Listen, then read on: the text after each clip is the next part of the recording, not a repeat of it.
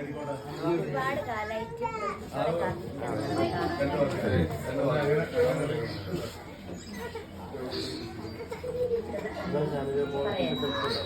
ഒരുപാട് കാലമായിട്ട് കാത്തിരിക്കുകയാണ്.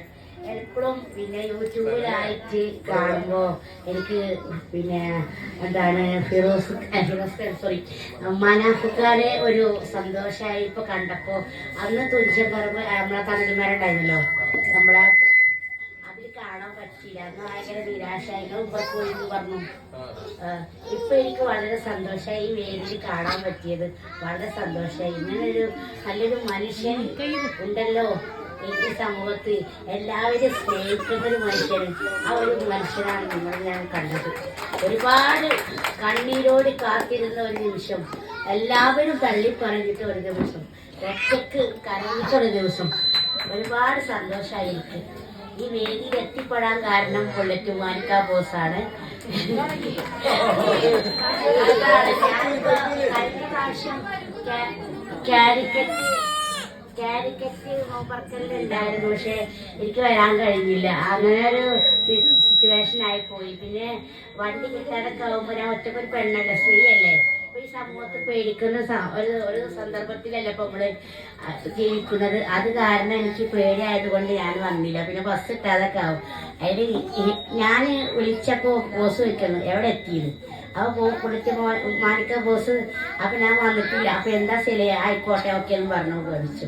ജെസ്സി വന്നിരുന്നു അല്ലേ, നമ്മളെ കുറച്ച് തുണക്കാരത്തിൽ വന്നു അല്ലേ. ജെസ്സിയെ മാത്രം കണ്ടുള്ളൂ. റാബിയാന ഉഷു. വളരെ സന്തോഷമായി മനാഫുക്ക. വേറെ എന്തൊക്കെയാ വിശേഷം?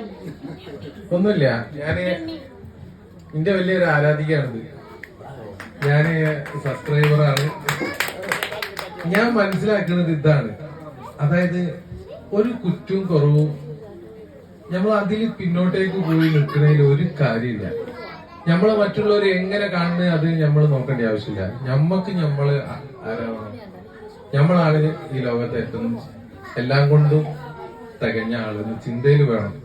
എന്നാലേ എന്താവുള്ളൂ. അവളെ പോലത്തെ പല ആൾക്കാരും, ഞാൻ സത്യം പറയാമല്ലോ, എനിക്കൊരു 10 സെക്കൻഡ് പോലും മൈക്ക് പിടിക്കാൻ പേടിച്ച മനുഷ്യനാ ഞാൻ. ഇന്ന് ഞാൻ എത്ര നേരം വേണമെങ്കിലും പ്രസംഗിക്കാനും ചില വാക്കുകളൊക്കെ എന്റെ തൊള്ളേന്ന് എവിടുന്നാ വരികയെന്ന് എനിക്ക് തന്നെ അറിയില്ല. അങ്ങനെ ഉള്ള സന്ദർഭങ്ങൾ എന്റെ ജീവിതത്തിൽ ഉണ്ടായിട്ടുണ്ട്. ഇന്നിപ്പോ ഒരു സമരപ്പന്തലിൽ നിന്നാണ് ഞാൻ വരുന്നത്.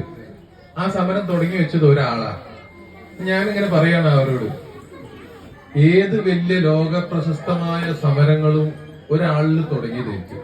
അയാളെ തലയിൽ ഉദിച്ച ഒരാശയായിരിക്കും അതിന്റെ തുടക്കം. അയാളെ ഇപ്പൊ നമ്മളെ ഗാന്ധിജി ദണ്ഡിയാത്ര പോകുമ്പോ തുടക്കം 1-2 ആൾക്കാരെ കൂട്ടി നടന്നു പോയി. പക്ഷെ ഇത് അവസാനിക്കുന്നതാണ് നമ്മളെ മെയിൻ കാര്യം. എങ്ങനെ തുടങ്ങി എന്നുള്ളതല്ല മെയിൻ കാര്യം, എങ്ങനെ നമ്മൾ അവസാനിപ്പിച്ചു എന്നുള്ള. അത് നമ്മളെ ജീവിതം ആയിക്കോട്ടെ, നമ്മളെ കച്ചവടം ആയിക്കോട്ടെ, നമ്മളെ യാത്ര ആയിക്കോട്ടെ, എന്തായിക്കോട്ടെ, നമ്മൾ എങ്ങനെ തുടങ്ങി എന്നുള്ളത് നോക്കണ്ട, പക്ഷെ നമ്മൾ എങ്ങനെ അവസാനിപ്പിക്കണം എന്നുള്ളത്. ഗാന്ധിജി വലിയ ഉദാഹരണമാണ്. ഇന്നും നമ്മളെ ഓർത്തു വെക്കണ ദണ്ഡിയാത്ര അവസാനിക്കുന്നത് ലക്ഷക്കണക്കിന് ജനങ്ങള് ഒത്തൊരുമിച്ച്. അപ്പൊ അതേമാതിരി തന്നെ നമ്മളെല്ലാരും യാത്രയും ഞമ്മക്ക് ഉള്ളിൽ എന്തുണ്ട് എന്നുള്ളത് ഞമ്മക്കേ അറിയുള്ളൂ. മറ്റുള്ളവർ നമുക്ക് പറഞ്ഞു തരേണ്ട ആവശ്യമില്ല എന്നാണ് എല്ലാരോടും പറയാനുള്ളത്. നിങ്ങളെ ഞമ്മളെ ജഡ്ജ് ചെയ്യണ്ട, പറഞ്ഞാളേണ്ടി എല്ലാരോടും. ഞാൻ എന്താന്നുള്ളത് എനിക്കറിയാന്ന് പറയണം. മനസ്സിലായില്ലേ? നിങ്ങൾക്ക് എല്ലാവർക്കും ഇനിയും ഒരുപാട് മുന്നോട്ടേക്ക് പോകാൻ പറ്റും. ഒരുപാട് നിങ്ങൾക്ക് അതിനുള്ള കഴിവുണ്ട്. അതിന് ഏറ്റവും വലിയ ഉദാഹരണമാണ് താത്ത. ആ ഒരു ധൈര്യം ഞാൻ അപ്രീഷിയേറ്റ് ചെയ്യാണ്. ഞാൻ ഭയങ്കരമായിട്ട് എൻജോയ് ചെയ്യുന്നുണ്ട് ഇവരെ എല്ലാ പരിപാടികളും സംസാരങ്ങളും എല്ലാം. ഓക്കെ.